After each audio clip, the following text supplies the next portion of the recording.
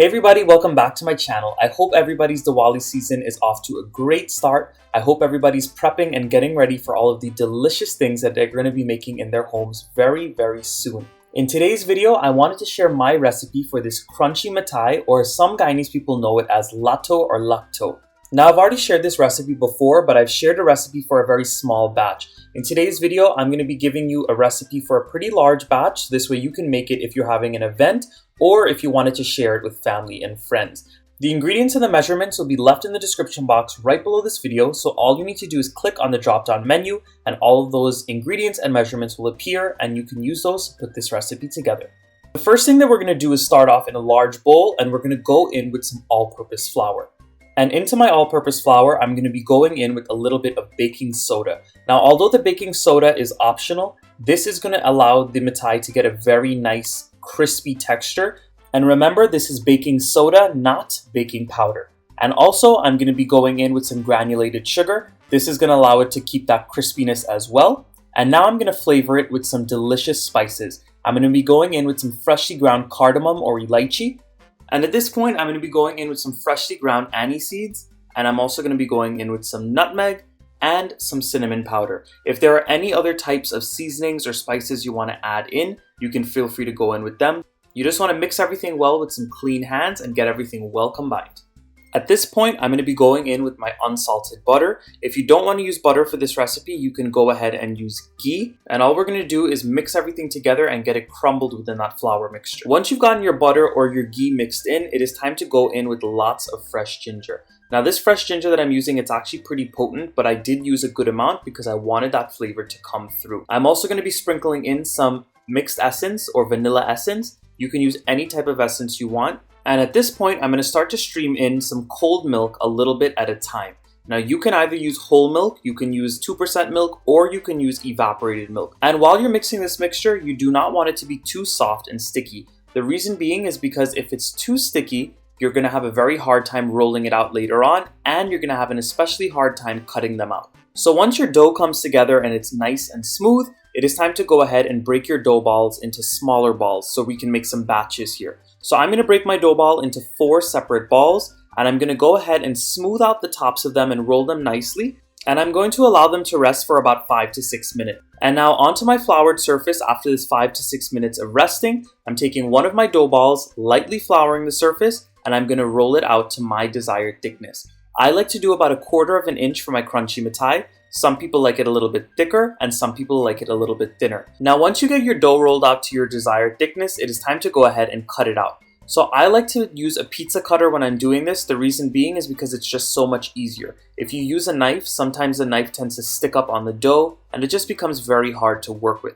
So all I'm doing is I'm cutting it into different sections, and then from there, I'm going to start to cut my little strips. So this is what my little crunchy Mithai pieces look like after I rolled them out and cut them out. These are the perfect size for me. If you wanted to make them longer, you definitely could. If you wanted to make them skinnier or to your own desired shapes and cutting, feel free to go ahead and do that. But at this point, we can go ahead and put them into our hot oil. I have some canola oil that I've been heating up on a medium heat. Whenever you're making crunchy Mithai, you cannot fry these on a high heat. If the oil is too high, then they're going to cook on the outside and they're not going to be crunchy on the inside. They're going to be very soft. So you need to make sure to fry them low and slow so this way they cook from the inside out. These are going to take about 6 to 8 minutes to fry. This is after about 5 minutes of frying my crunchy Mithai.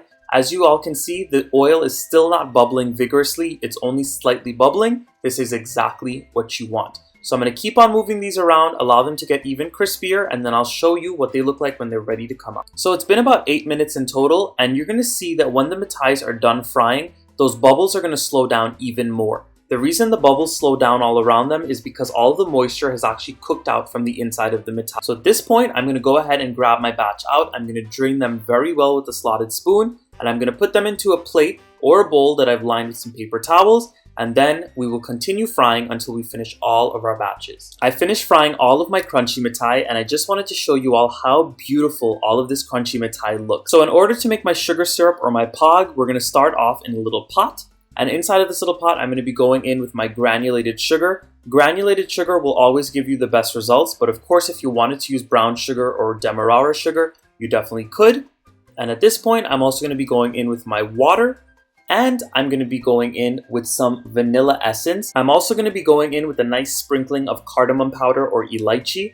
Again, this is just for flavor. If you wanted to as well, you can add in a little chunk of ginger, so this way it could flavor the sugar syrup as well. All we're going to do is we're going to stir this around. We're going to let it come up to a boil. And as soon as it comes up to a boil, you want to lower the heat to a simmer, and you're going to allow it to cook for about 10 minutes. That is usually my rule of thumb whenever I make my sugar syrups. Of course, if you were making a big batch, it's going to take longer. If you're making a smaller batch, it'll take a shorter amount of time. But 10 minutes is usually my range. So as your sugar syrup is getting ready to be done, you're going to notice that there are lots of fine bubbles all around the sides of the pot, as well as even in the middle. There's bigger bubbles in the middle and there's tiny bubbles all throughout the side. I'm going to show you a surefire way to know when this is done.